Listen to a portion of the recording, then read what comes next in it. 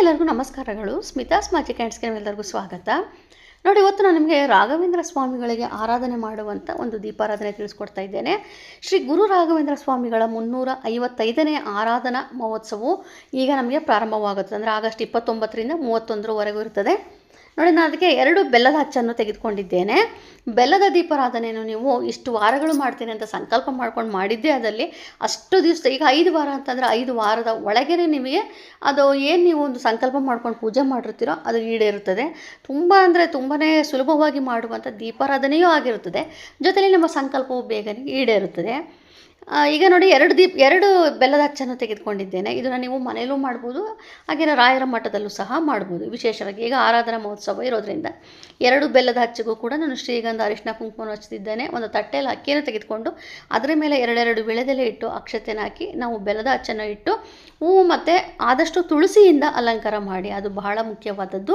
ಈ ಆರಾಧನೆ ಪ್ರಮುಖ ದಿನಗಳು ಅಂತ ಬಂದಾಗ ಆಗಸ್ಟ್ 29ರಿಂದ ಪ್ರಾರಂಭವಾಗಿರುವಂಥದ್ದು ಶನಿವಾರ, ಅದಕ್ಕೆ ಪೂರ್ವಾರಾಧನೆ ಅಂತಾರೆ ಮೊದಲೇ ದಿವಸದಲ್ಲಿ.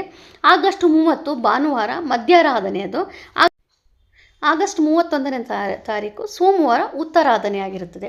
ತುಂಬ ವಿಶೇಷವಾಗಿ ಅದರಲ್ಲೂ ರಾಘವೇಂದ್ರ ಸ್ವಾಮಿ ಮಠದಲ್ಲಂತೂ ಅಲಂಕಾರ ಹೇಳೋದೇನು, ಒಂದು ಪಂಚಾಮೃತ ಅಭಿಷೇಕ ಆಗಿರ್ಬೋದು, ಹೂವಿಂದ ಅಲಂಕಾರ ಆಗಿರ್ಬೋದು, ಆಮೇಲೆ ಅಭಿಷೇಕಗಳು, ಅರ್ಚನೆಗಳು, ಸಿಕ್ಕಾಪಟ್ಟೆ ಪೂಜಾ ವಿಧಾನಗಳಿರುತ್ತೆ.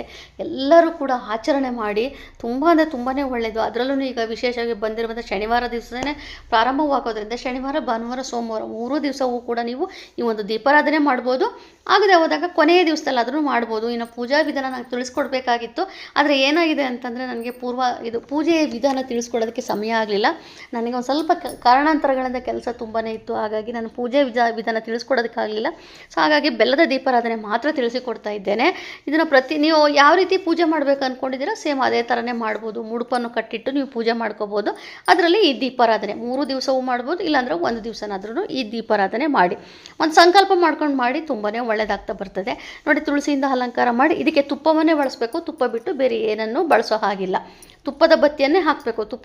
ತುಪ್ಪವನ್ನು ಹಾಕಿ ನಾವು ಊದಿನ ಕಡ್ಡಿಯಿಂದ ದೀಪವನ್ನು ಹಚ್ಚಿಬಿಟ್ಟು ನಾವು ರಾಘವೇಂದ್ರ ಸ್ವಾಮಿಗಳಿಗೆ ಓಂ ಶ್ರೀ ರಾಘವೇಂದ್ರ ಸ್ವಾಮಿಯೇ ನಮಃ, ಓಂ ಶ್ರೀ ರಾಘವೇಂದ್ರ ಸ್ವಾಮಿಯೇ ನಮಃ ಅಂತ ಹೇಳ್ಕೊಂಡು ನಾವು ಈ ದೀಪಾರಾಧನೆ ಸಿದ್ಧತೆಯೂ ಮಾಡ್ಕೋಬೇಕು. ಜೊತೆಯಲ್ಲಿ ಆ ಒಂದು ಮಂತ್ರವನ್ನೇ ಹೇಳ್ಕೊಂಡು ನೀವು ದೀಪಾರಾಧನೆ ಮಾಡಬೇಕು. ಅದು ಬಹಳ ಬಹಳ ಮುಖ್ಯವಾದದ್ದು. ಇದಿಷ್ಟು ನೀವು ಬೆಲ್ಲದ ದೀಪಾರಾಧನೆ ಮಾಡುವಂಥ ವಿಧಾನ. ಸೊ ಇವತ್ತಿನ ಒಂದು ವಿಡಿಯೋ ನಿಮ್ಗೆ ಇಷ್ಟವಾಗಿದ್ದಲ್ಲಿ ದಯವಿಟ್ಟು ಆದಷ್ಟು ಶೇರ್ ಮಾಡಿ, ಲೈಕ್ ಮಾಡಿ, ಕಮೆಂಟ್ ಮಾಡಿ, ಹಾಗೆಯೇ ಸಬ್ಸ್ಕ್ರೈಬ್ ಮಾಡ್ಕೊಳ್ಳಿ. Thank you. ಇನ್ನು ರಾಘವೇಂದ್ರ ಸ್ವಾಮಿಗಳಿಗೆ ನೀವು ಪೂಜೆ ಮಾಡಬೇಕು ಅಂತಂದರೆ ಮೊದಲು ನಿಮ್ಮ ಕುಲದೇವರಿಗೆ ನಮಸ್ಕಾರ ಮಾಡಿಕೊಂಡು, ಗಣೇಶನಿಗೆ ನಮಸ್ಕಾರ ಮಾಡಿಕೊಂಡು, ರಾಯರ ಫೋಟೋ ಅಥವಾ ವಿಗ್ರಹ ನಿಮ್ಮ ಮನೆಯಲ್ಲಿ ಏನಿದೆ ಅದು ವಿಗ್ರಹ ಇತ್ತು ಅಂತ ಅಂದರೆ ಅಭಿಷೇಕ ಮಾಡೋದು ಮರಿಬೇಡಿ. ಅಭಿಷೇಕದ ಜೊತೆಯಲ್ಲಿ ಹಣ್ಣುಗಳಿಂದ ಅಭಿಷೇಕ ಮಾಡಿ. ಅದು ತುಂಬ ವಿಶೇಷವಾದದ್ದು. ರಾಘವೇಂದ್ರ ಸ್ವಾಮಿಗಳು ಕೂಡ ತುಂಬ ಪ್ರಿಯವಾದದ್ದು. ಹಾಗಾಗಿ ಆ ಒಂದು ವಿಶೇಷವಾಗಿ ಅಭಿಷೇಕವನ್ನು ಮಾಡ್ಕೊಂಡು ಆಮೇಲೆ ನೀವು ಪೂಜಾ ಸಿದ್ಧತೆಯನ್ನು ಮಾಡ್ಕೊಳ್ಳಿ. ತುಂಬಾ ಒಳ್ಳೆಯದಾಗ್ತಾ ಬರ್ತದೆ. ಈ ದೀಪಾರಾಧನೆಯನ್ನು ನೀವು ಬೆಳಗ್ಗೆನೂ ಮಾಡ್ಬೋದು, ಸಂಜೆನೂ ಮಾಡ್ಬೋದು. 2 ಸಮಯವೂ ತುಂಬಾ ಒಳ್ಳೆಯ ಸಮಯವೇ ಆಗಿರ್ತದೆ. ಇದಕ್ಕೇನು ನಾವು ಪೂಜಾ ಶುಭ ಮುಹೂರ್ತ ನೋಡಬೇಕು ಆ ಥರ ಏನಿಲ್ಲ. ನೀವು ಯಾವಾಗ ನಿಮಗೆ ಸಂಕಲ್ಪ ಅಂದ್ಕೊಳ್ತೀರೋ, ನಾವು ಯಾವಾಗ ಪೂಜೆ ಮಾಡಬೇಕು ಅಂತ ಅಂದ್ಕೊಳ್ತೀರೋ ಆ ಸಮಯದಲ್ಲೆಲ್ಲಾದ್ರೂ ನೀವು ಈ ಒಂದು ದೀಪಾರಾಧನೆ ಮಾಡ್ಬೋದು. Thank you.